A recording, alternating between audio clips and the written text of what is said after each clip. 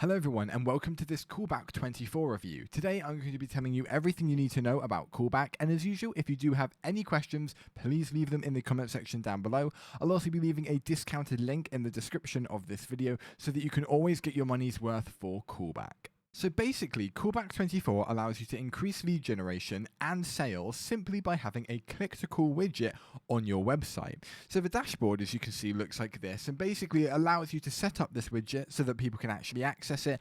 Also allows you to manage the actual calls and outgoings and things like that that are actually done from the widget, and also view a few statistics and things like that, as well as also allowing other people in your company to be able to have permission to use it too. So here we are on the homepage where basically you get your overall statistics. Now, I haven't linked this with a website because you need to input code into your website for it to actually get the analytics and things like that, but I still will be talking you through all of it today. So under the dashboard, you originally have here where you have the number of calls, number of callback calls, the average call time, so how long you spend on it, and how many connections you've got left to use. You also have the list of all of your employees that you have. So as you know, I'm the only one here at the moment, but you are able to add employees to actually do this callback and do some support for you. And you also have a list of sort of a bar graph or a line graph of incoming, outgoing, and callback calls on a specific dates. So it's basically, it gives you up to about a month, as you can see, February 28th to March 28th, but that is all listed at the bottom. Now, under employees, this is where we actually can add people to our service. So if you want to do it, as you can see, you can hit the add employee button and then you can enter data and assign a role. So hitting add employee, you put in their name, so we'll put John Smith, hit next step.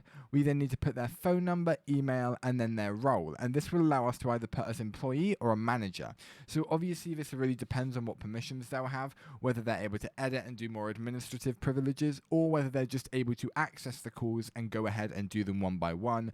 That is pretty much the difference that it makes. But as you can see, if you want a little bit of a read through, it has full configuration rights as manager, view, edit, and delete, things like that. You can view recordings, services, things like that. But employees can view data, calls, and can listen to their calls back and see the services they've been assigned to. So you've got applicable sort of permissions for each person to make sure that they're doing the right thing. People don't have too many privileges and people do not have too little. Now, services is where it gets a little bit different. Basically, this is where you're able to set up specific services and calls and times and things like that. So hitting add service, we're able to create our first one. So you'd put in the website address, and we'll just put google.com for this one. And then what you can do is add the people that will be able to make the calls. So depending on those people who you've added as employees, this is where you will put them. And obviously you'd probably have one manager to maybe 5, however many employees you'd want. Then you can set the working hours, so the times of which this widget will appear on your website.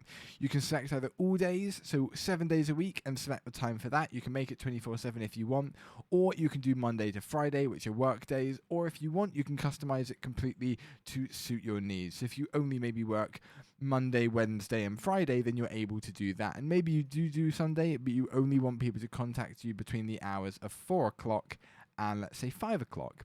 So you're able to customize it exactly how you want in 15-minute intervals. And when you're done with that, you can hit next step, and then you can select the sort of configuration and how it will appear on your site. So you can choose whether you want it to be a pop-up, whether you want it to be a widget, whether you want it to be a chat, or whether you want it to be an email. And here are what they all look like, and the applicable settings are below. So you can edit the appearance, you can change the language, you can basically click a few tick messages to actually see what shows up on the certain areas.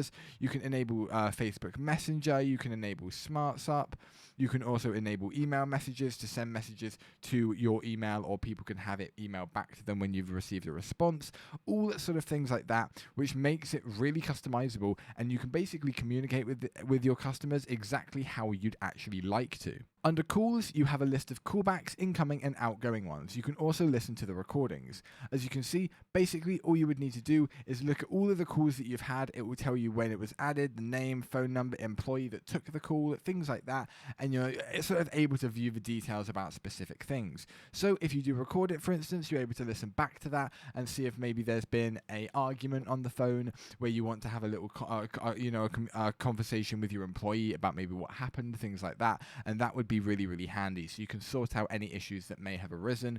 You can select specific employees if you know actually who did the issue, or if there was an argument, who that was. You can see the status, whether it's closed, the service, and the type.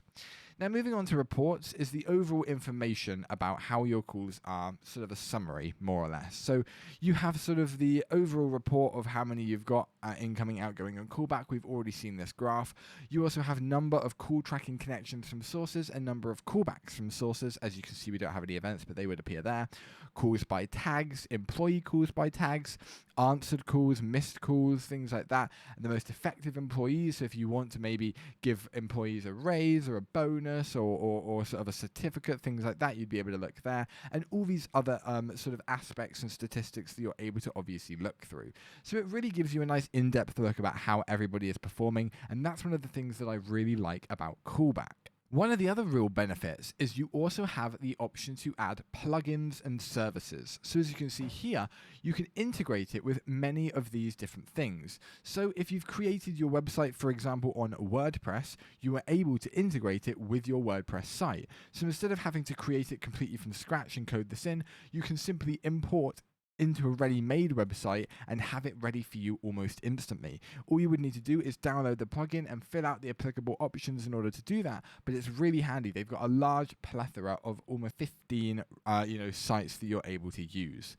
Now the final option is obviously My Profile, where you're able to edit any things that you want. You can also edit your work hours in here as well, service settings as well, an API if you want to have an API token, things like that, but everything's really intuitively built in. But that is more or less it for Callback. So what do I think about Callback? And firstly, I'm going to begin with sort of answering a question about why people might want to use this. And having good customer service is one of the main things people really, really want. Being able to communicate back and forth with phone calls, not just obviously having, live chat and text messages. Sometimes that doesn't quite cut it. So having that option of being able to communicate one-on-one with people, things like that, is absolutely excellent. The fact that it's really easy to use, and instead of you just doing it on your own solo, having to answer a call every 5 minutes, you can have a number of employees doing it for you. You can review any issues that they might make and also award any, positive impacts that they've had on the company, things like that.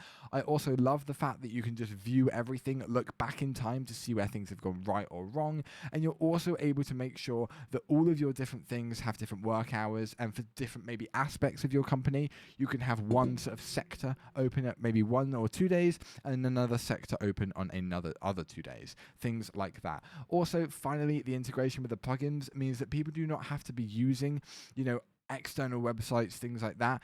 The fact that it's synchronized with all of these big things is another reason why people would definitely use this.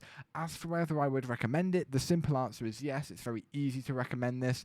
It's really intuitive to use. It's easy to navigate. You do not need to have any coding knowledge to actually integrate the widget into your website. And plus, the widget looks really professional and really, really good on a website. The fact that you can edit all the settings about it is just even more of an added bonus. And altogether, they've created a really good customer support and callback thing to increase those sales and increase those leads that you're getting from your site. But thank you everyone so much for watching. I'll see you next time, but until then, goodbye.